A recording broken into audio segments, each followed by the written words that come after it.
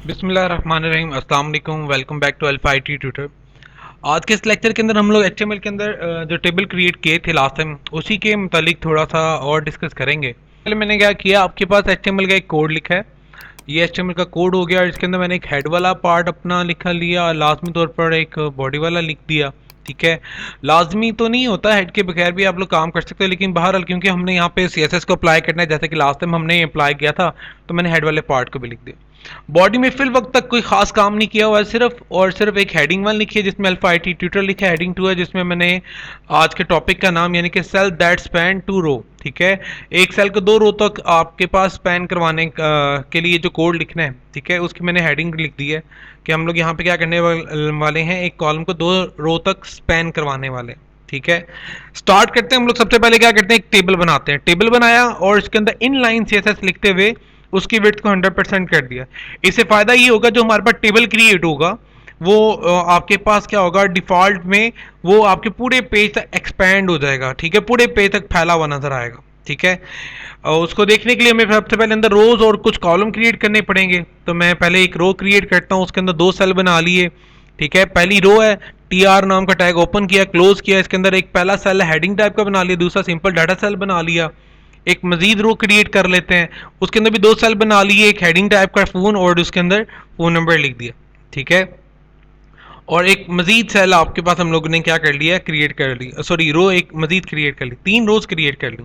ठीक है, अब मैं अगर इसकी आउटपुट कुछ आपको दिखाऊं तो ये हमने एक फॉर्म नुमा चीज़ बनाई है जिसके अंदर हमने क्या किया है, सबसे पहले नाम लिखा और उसके बाद उसका फ़ोन नंबर लिखा और नीचे एक डिफ़ॉल्ट वैल्यू।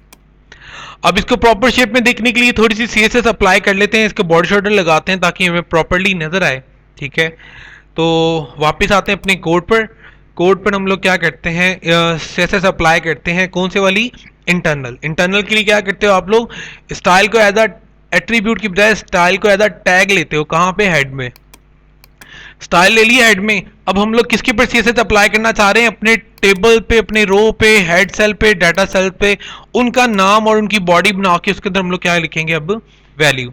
तो फिलहाल मैंने क्या किया, टेबल के ऊपर और हेडिंग सेल के ऊपर, डाटा सेल के ऊपर, तीनों के ऊपर अप्लाई किया लास्ट टाइम की तरह कि इन तीनों का क्या कर लिए, बॉर्डर बना दी 1 पिक्सल सॉलिड ब्लैक कलर में और इनके बॉर्डर, इनकी बॉर्डर को आपस में कोलैप्स करवा दी।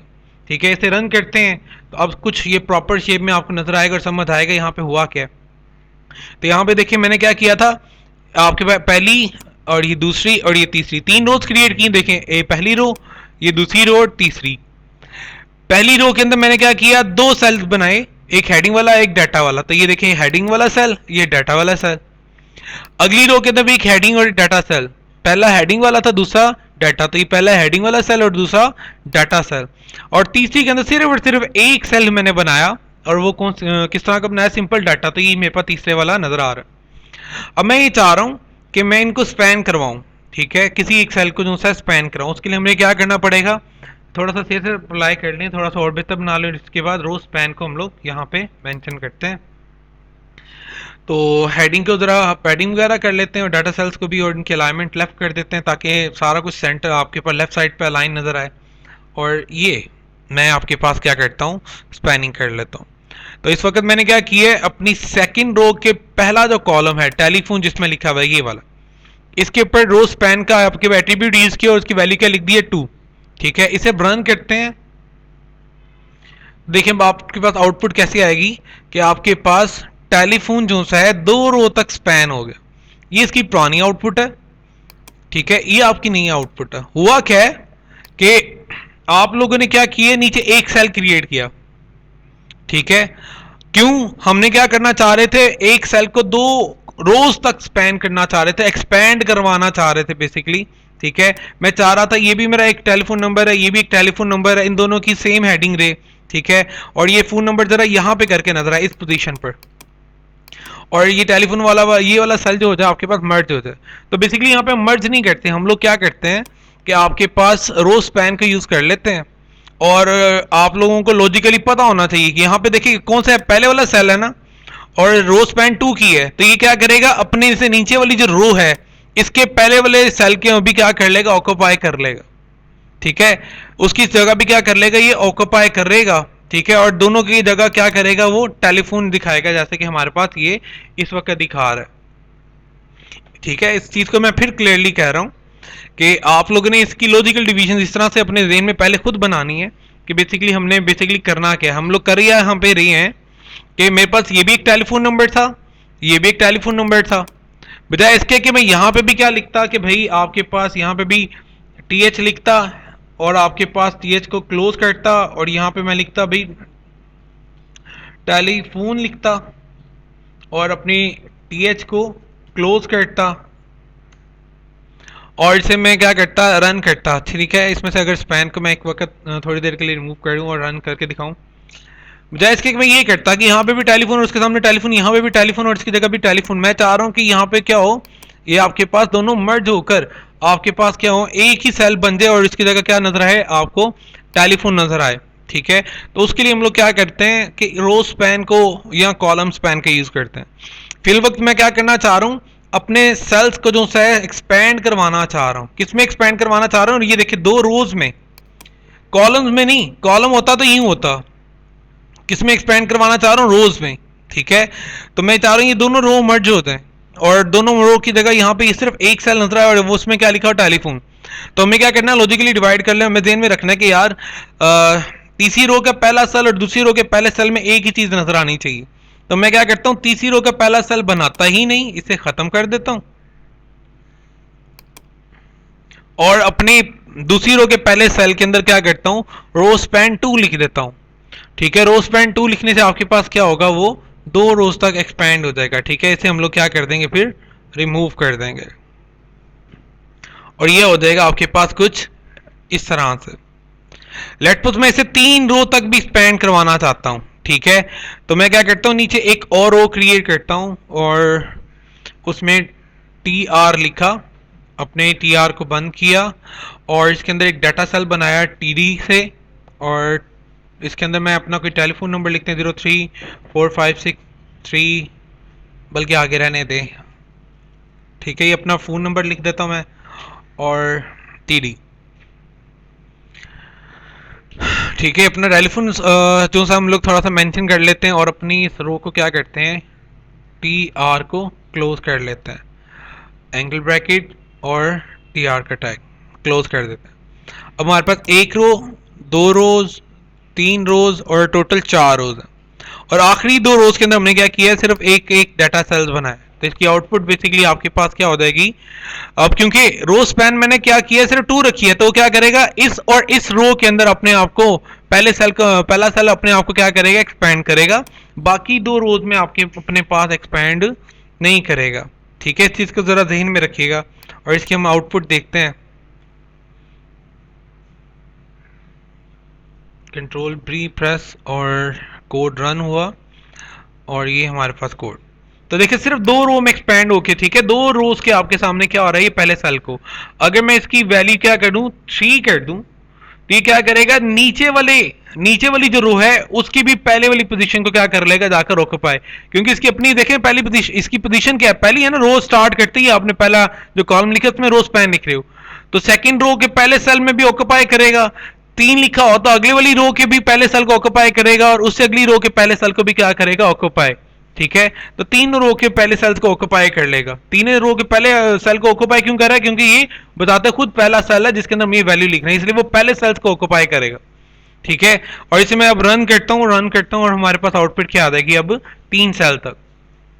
इसी तरह अगर मैं रो स्पैन की वैल्यू पहले सेल की बजाय इसे मैं अगर यहां से कट कर दूं और आपके पास क्या लिखता हूं, दूसरे सेल में लिखता हूं, ठीक है, सेकंड रो के दूसरे सेल में लिखता हूं, तब रो स्पैन कितना रखा है, 3।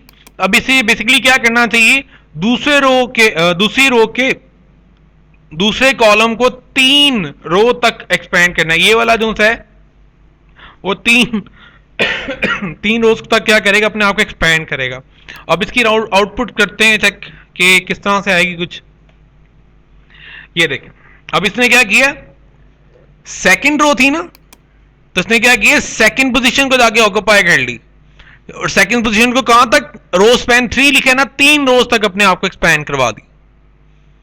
और बाकी सेल क्या हो जाएंगे उसके लिहाज से एडजस्ट हो जाएंगे बाय डिफॉल्टली। अगर लेफ्ट पे प्लेस है तो लेफ्ट पे चले जाएंगे, राइट पे प्लेस है तो राइट पे।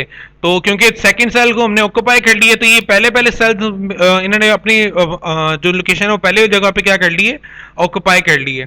अब इसमें थोड़ी सी मजीद वैल्यूज वगैरह ऐड करते हैं। लेट्स सपोज मैं टाइपिंग करने की बजाय अगर इसी को कॉपी करूं और यहाँ पर आपके पास 3 सेल बना लूँ, यहाँ पे भी आपके पास क्या करता हूँ 3 सेल बना लेता हूँ और नीचे भी आपके पास फिलहाल 3 ही बनाता हूँ। देखते हैं क्या मसला आता है।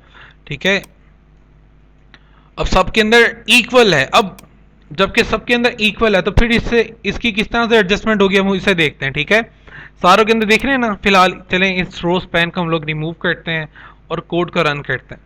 सबके अंदर मैंने क्या किया, पहली रो में भी 3, दूसरी रो में भी 3, तीसरी रो में भी 3, चौथी रो में भी 3 सेल। तो ये मेरे पास क्या कर रहा है, तीनों की आपके पास क्या करेगा, चारों की चारों रोज में 3-3 सेल बनाएगा। ठीक है, आ गया 3 रोज। अब हम लोग क्या करते हैं, चेंजिंग करके देखते हैं कि लेट्स सपोज मैं पहले सेल के अंदर ही आपके पास रो स्पैन लिखता हूं।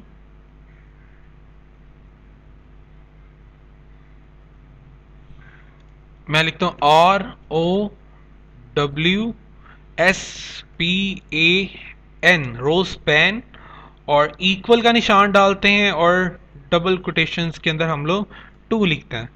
तो मैं अपने पहले रो के पहले सेल को, अपनी पहली रो के पहले सेल को क्या कर रहा हूं, 2 रोज तक एक्सपेंड करवा रहा हूं।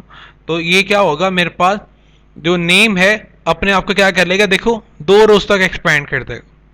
और बाकी सेल जो होंगे, दूसरी रो के बाकी सेल क्या होंगे, उसी के मुताबिक अपने आप को एडजस्ट करेंगे। कि इस नेम वाले ने क्या किया, आपके पास नीचे आ गया, हालांकि दूसरी रो के अंदर आपके पास यहां पे भी क्या है, 3 सेल्स हैं, इन तीनों ने भी डिस्प्ले होना ही होना है। ये क्या करेंगे, उसे जगह देंगे। आपके पास नेम वाला जो ऊपर से एक्सपैंड होकर नीचे तक आ रहा है उसे जगह देंगे और अपने आप को क्या कर लेंगे, उसके लिहाज से आगे आगे एडजस्ट कर लेंगे। समझ आ रही है इस बात की। ठीक है, अब हम आगे चलते हैं।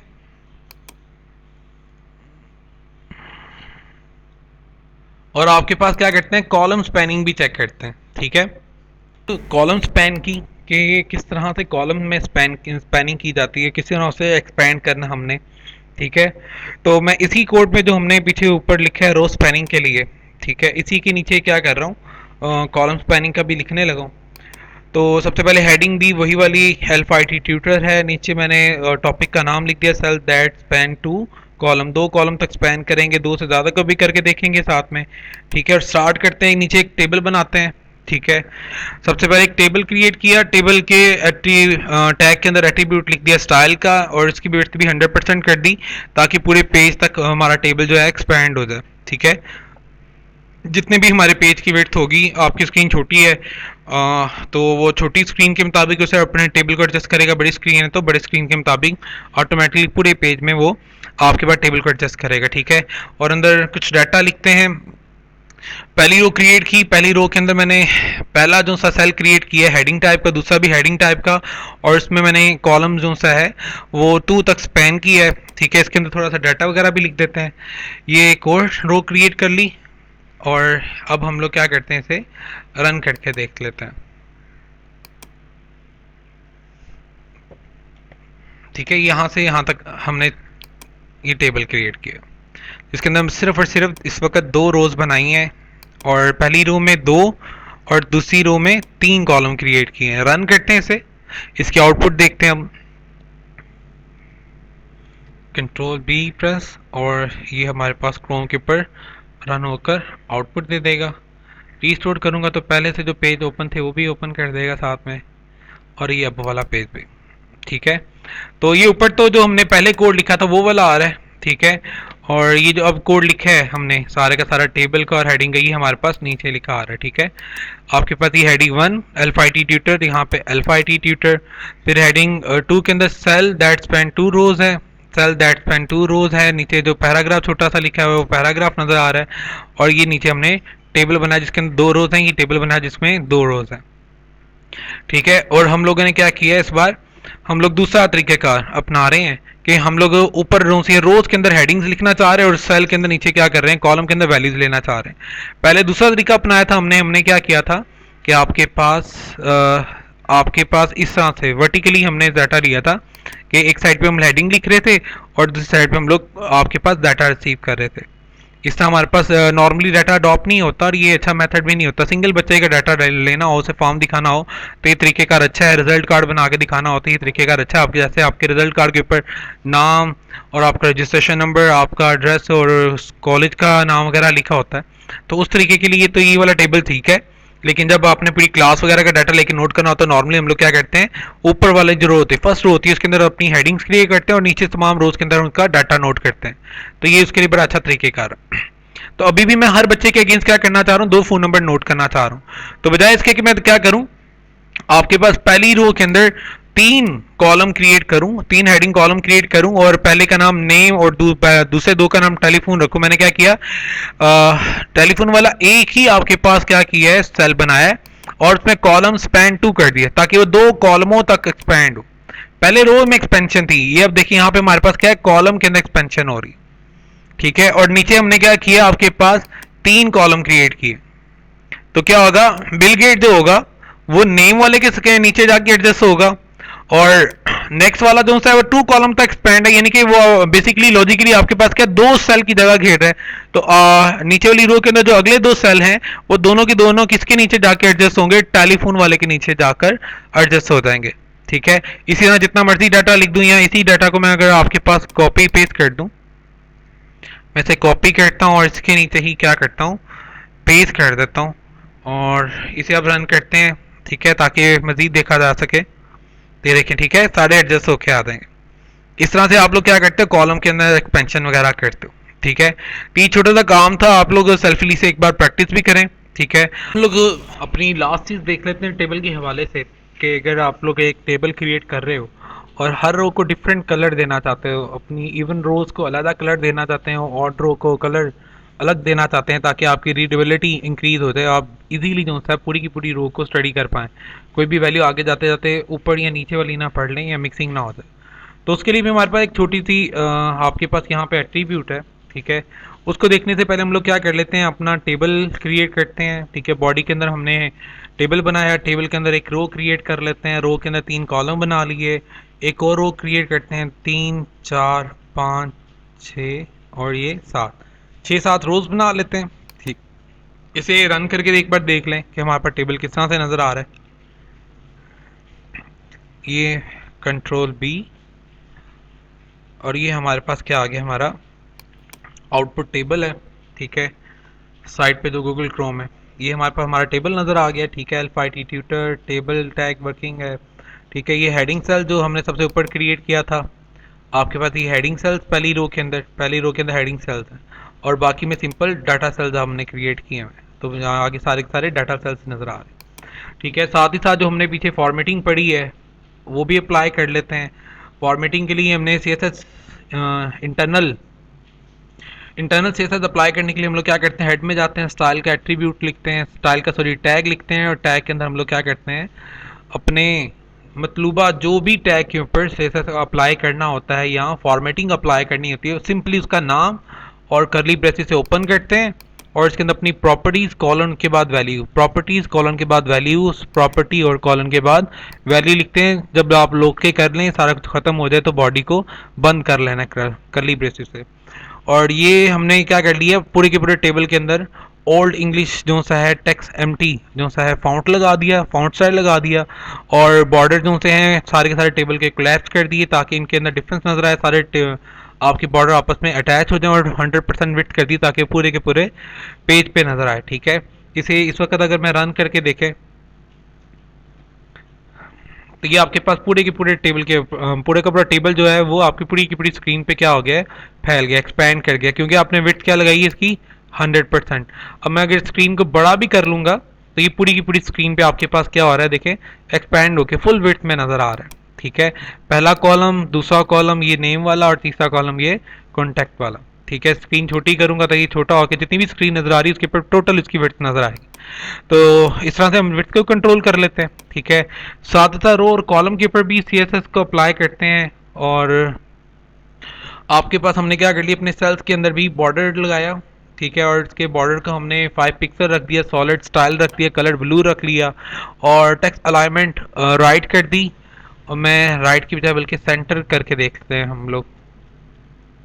ठीक है, और इसकी पैडिंग 8 पिक्सल। ठीक है, पैडिंग के बारे में पहले हम लोग पढ़ चुके हैं कि पैडिंग क्या करता है, आपके सेल के अंदर चारों तरफ से लेफ्ट राइट अप डाउन चारों तरफ से क्या करता है, जितना आपने पिक्सल लिखा होगा उतना पिक्सल का गैप छोड़ देता है। ठीक है, जैसे ऊपर से भी नीचे से भी लेफ्ट और राइट हर तरफ से चारों तरफ से आपके पास। ठीक है, सॉलिड साइड रखा था इसलिए सॉलिड नजर आ रहा है, कलर ब्लू रखा था इसलिए वो कलर ब्लू नजर आ रहा है, और पिक्सल की विड्थ आपके बॉर्डर पिक्सल 5 पिक्सल रखा था तो ये 5 तक इसकी थिकनेस है, मोटाई है।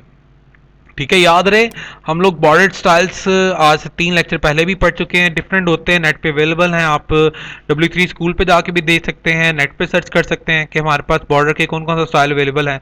जैसे डॉटेड भी पढ़ा था, डैश वाला भी पढ़ा था, आप लोग उनमें से कोई भी यहाँ पर अप्लाई कर सकते हो। ठीक है, अब हम लोग आते हैं अपने मेन चीज़ की तरफ, जो बिल्कुल न्यू और लास्ट चीज़ है आपके लिए। ठीक है, मैं चाह रहा था मेरी तमाम रोज जोन सी हैं और वो डिफरेंट शेड की हों ताकि मैं उनकी रीडेबिलिटी क्या होती है ज़रा आपके पास इंक्रीज हो जाए। ठीक है, मैं पिक्सल को ज़रा 1 पिक्सल कर लेता हूँ, और कलर क्योंकि नॉर्मली ब्लैक होता है तो BLACK ब्लैक। और अब कोड को रन करते हैं, ये हमारे पास कोड हमने रन किया, कंट्रोल B प्रेस करते हैं। ठीक है, तो ये देखिए मेरे पास क्या कर रहा है, तमाम इवन यहाँ पे देखिए ना, ये आपके पास क्या होता है TR। ठीक है, कॉलन nth चाइल्ड एक फंक्शन है। ठीक है, nth चाइल्ड आपने लिखना है, और इसके अंदर अगर इवन लिखेंगे तो क्या करेगा, टेबल की इवन रोज के कलर को चेंज कर देगा। कौन सा कलर चेंज करेगा, जो अभी आप लोग अंदर आके देंगे।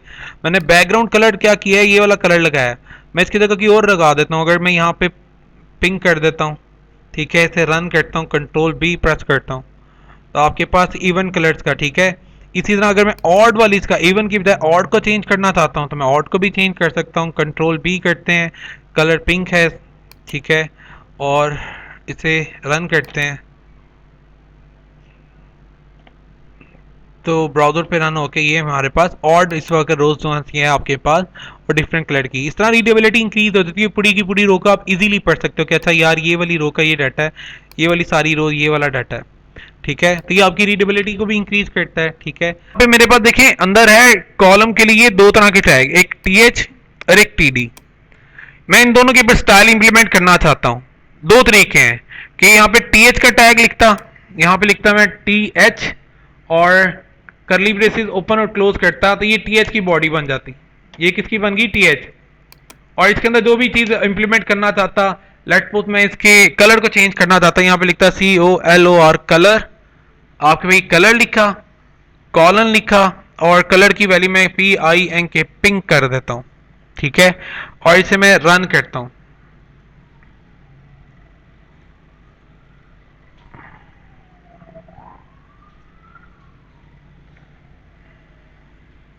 ठीक है, ये क्या लिखा हुआ है, TH ना, तो TH के जो 3 टैग है हमारे पास, सिर्फ ये 3 है ना, इन तीनों के उसने क्या कर दिए, कलर पिंक कर दी। ठीक है, सिर्फ TH लिखा था। अब मैं TD का कलर चेंज करना चाहता हूं। ठीक है, तो मुझे नीचे क्या लिखना होगा, TD, उसकी बॉडी बनाऊंगा फिर मैं। ठीक है, और इसके अंदर क्या लिखूंगा, COLOR कलर, और मैं कॉलन डालता हूं और आगे BLUE ब्लू लिख देता हूं, और इसे मैं रन करता हूं। अब सारे ये TD लिखा है ना, जितने भी TD के टैग है मेरे पास, ये वाले 3 अगली सेकंड रो के, थर्ड रो के, फोर्थ रो के, फिफ्थ और सिक्स, ये 6 की 6 रोज, 1 2 3 4 5, ये 6 की 6 रोज के उसने क्या कर दी है, ब्लू कर दिए। ये हमें फायदा हुआ इंटरनल CSS का। क्या हुआ कि हमने A की वैल्यू लिखी ऊपर आगे बॉडी में। ठीक है, स्टाइल के आपके पास टैग के अंदर आकर, ठीक है, TD नाम लिखा, जिस टैग के ऊपर भी इंप्लीमेंट करना चाहते उसका नाम, सिंपली सिर्फ उसका नाम, कोई एंगल ब्रैकेट वगैरह नहीं लिखनी है आपने, सिर्फ उसका नाम लिखना है, बॉडी बनानी है, और अंदर आपने प्रॉपर्टी और उसकी वैल्यू लिख देनी है। ठीक है, वो ऑटोमेटिकली रन होकर आपके पास क्या करेगी, उसकी आउटपुट दिखा देगी। ठीक है, अब मैं क्या करना चाहता हूं, मैं यार इसमें भी मैंने वही काम किया, इसमें भी वही काम किया, मैंने 2 बार लिखा हुआ है। मैं चाहता हूं अगर ये मजीद कोड शॉर्ट हो सकता है करूं, तो HTML आपको वो भी फीचर देता है, कहता है अगर आप लोगों ने सारे टैग के अंदर एक ही जैसा काम करना है तो बजाय कि हर एक के अंदर लहदा वैल्यू लिखी, इसके अंदर लहदा वैल्यू लिखी, उसके अंदर लहदा करो, आप लोग क्या करो, दोनों टैगों के नाम इकट्ठे लिख दो, कोमा के साथ उन्हें सेपरेट कर लो। ठीक है, अब मुझे टीडी लैदा लिखने की जरूरत नहीं। ये वाला कोड आपके पास टीडी के लिए भी काम करेगा और टीएच के लिए भी काम करेगा। ठीक है, इस कोड का मैं रन करता हूं। ये मैंने कंट्रोल बी प्रेस किया और ये अब रन किया। ठीक है, रीस्टोर रहने ही दे, कोई मसला नहीं। ठीक है, सारे के ऊपर देखो टीडी और टीएच सारों के ऊपर क्या हो गया, पिंक कलर। अगर मैं यहाँ पे क्या करता हूँ, BLUE ब्लू करता हूँ, इसे रन करता हूँ, तो तमाम टी डी टैग जितने भी है उनके भी कलर ब्लू हो जाएंगे, टीएच वाले उनके कलर भी क्या हो जाएंगे, ब्लू। ठीक है, बात समझ आ रही है। जिस चीज के अंदर भी इवन के यहाँ पे चले ऊपर मेरे पास यहाँ पे हेडिंग है, हेडिंग के अंदर HTML टेबल लिखा हुआ है, हेडिंग वाला टैग मेरे पास बॉडी में कहां पे ही है, इसका नाम क्या है, H2।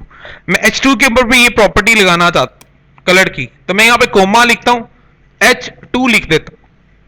अब मैं इसे रन करता हूं, कंट्रोल बी को मैंने प्रेस किया, तो ये देखें। ठीक है ना, जितने भी टैग है यहां पे लिख दो, सारों के ऊपर क्या हो जाएगा, वो आपके पास जाकर एक ही बार में इंप्लीमेंट हो जाएगा। आपका कोड भी शॉर्ट हो गया, आपका काम भी हो जाएगा, सारों के ऊपर सेम कलर भी क्या हो जाएगा, आपके पास इंप्लीमेंट हो जाएगा। ठीक है, सबको अलग अलग कलर देने हैं तो दो तरीके हैं। एक ये कि इस बॉडी में आकर आप लोग क्या करो, स्टाइल लिखो, इक्वल का निशान डालो, डबल कोटेशन लिखो, यहाँ पे COLOR कलर लिखो और कॉलन लिखो, यहाँ पे आप लोग वैल्यू कुछ भी लिख दो, ORANGE ऑरेंज लिख देते हैं। ठीक है, इसके अंदर आप लोगों ने क्या करना है जी, इसके अंदर भी मैं कलर चेंज करना चाहता हूँ पूरे टेबल का। पूरे टेबल के एक ही बार सारी रो और सारे कॉलम के हर एक चीज का कलर क्या करना है, एक जैसा रखना है। ठीक है, तो आप लोगों को हर एक रो और हर एक कॉलम के अंदर जाके चेंजिंग करने की जरूरत नहीं है, सिर्फ क्या करो, एक ही बार टेबल के अंदर क्या करो, वो कलर लिख दो। ठीक है, आप लोग कौन सा कलर लिख देते हैं, RED रेड लिख देते हैं। ठीक है, इस वाले कोड को फिलहाल मैं यहां से क्या करता हूं, रेज कर देता हूं। ठीक है, इसे रन करते हैं।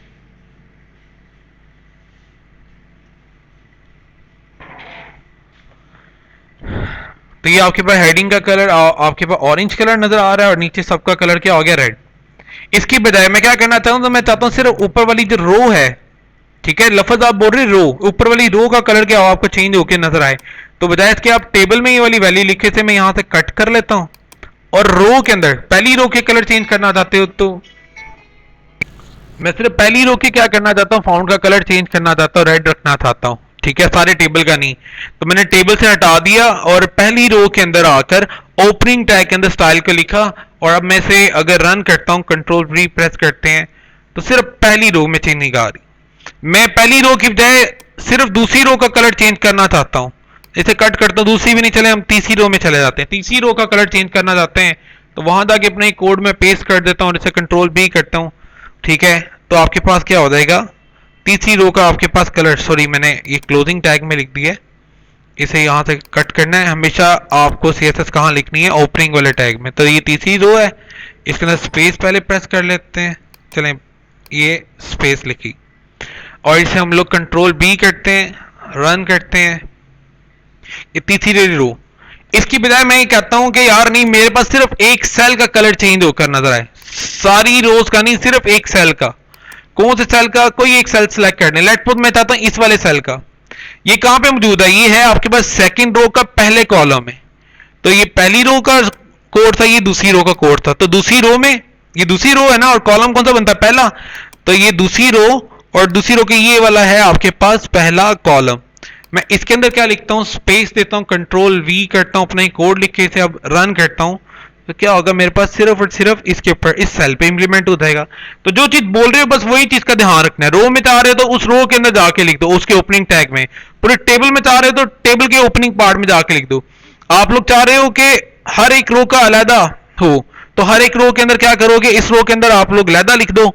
ठीक है, तो अगली रो के अंदर आप लोग अलहदा, हर एक रो का अलहदा लिख दो। हर एक सेल का अलहदा करना चाहते हो, लेट्स सपोज मैं इस वाले सेल का और रखना चाहता हूँ कलर, तो ये लो इस सेल का और रख दे, इस सेल का और क्या कर देते हैं, कौन सा कर दें, इसका ब्लू कर देते हैं, चलें BLUE ब्लू कर देते हैं। इस सेल का मैं और रखना चाहता हूं। जो चीज बोल रहे हो बस आपने कोडिंग के अंदर उसी चीज का ध्यान रखना है और उसी जगह पे जाके क्या करनी है, चेंजिंग कर देनी है। बस इतना सा छोटा सा काम है आपके लिए। ठीक है, कंफ्यूजिंग थोड़ा सा लगता है, ठीक है।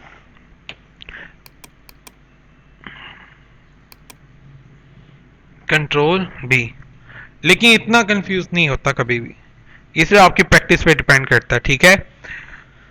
बहरहाल ये आपके पास मैं तरीके बता रहा था कि हर एक के अंदर लैदा इंप्लीमेंट करना चाहते हो हर एक के साथ लैदा कर दो, एक पूरी रो पे इंप्लीमेंट करना चाहते हो तो रो की इंप्लीमेंट ओपनिंग टैग में कर दो, पूरे टेबल पे इंप्लीमेंट करना चाहते हो तो टेबल के ओपनिंग वाले टैग में।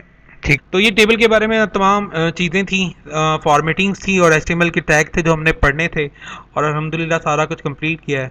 आप लोग सेल्फली प्रैक्टिस करें, अपना टेबल क्रिएट करें और इसे रन करके देखें, ठीक है। मुझे इजाज़त दें, अल्लाह हाफिज़।